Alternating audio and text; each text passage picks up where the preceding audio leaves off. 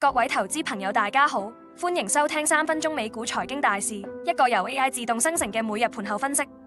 而家係2025年12月3日嘅美東時間下午5點。睇返今日個市況先，美股三大指數全部高收，算係有啲交代。不過個市內部就好似糖水滾糖魚咁，有啲板塊生猛，有啲就冇乜力水。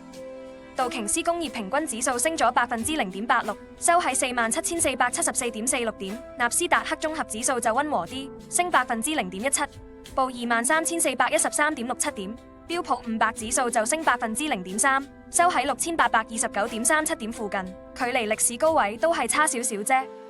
咁點解會咁樣呢？主要係市場覺得聯儲局嘅加息週期似乎差唔多玩完啦。近期啲經濟數據同官員講嘢都冇咁鷹，令到投資者覺得利率環境有望穩定落嚟。咁對利率敏感嘅增長股，特別係科技股同工業股，就自然有反啲支持力啦。好似蘋果同英偉達呢兩大巨頭，今日股價就冇咁好彩，分別跌咗0.71%同1.03%，反映市場都仲係有啲戒心。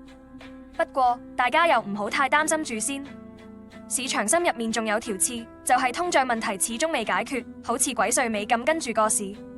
加上下個禮拜開始，由12月9號到18號呢段時間，會有好幾個重磅經濟數據排住隊出爐，好似 JOLTS 職位空缺、非農就業報告同埋 CPI 通脹數據，全部逼埋一齊。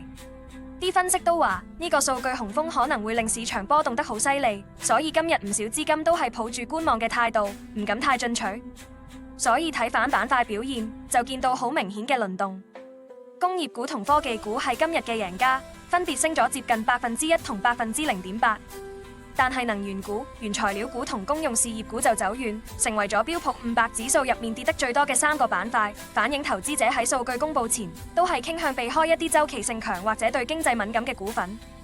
展望反聽日同埋下個禮拜，個市嘅焦點肯定會落喺嗰一大堆經濟數據上面。尤其係通脹數字，將會直接影響市場對聯儲局明年係咪真係會減息嘅預期。喺數據未明朗之前，估計個市都會喺高位反覆徘徊，大家要坐穩啲啊！本節目內容由人工智能技術全自動生成，只係提供資訊同埋教育用途，唔構成任何專業財務、投資或法律建議。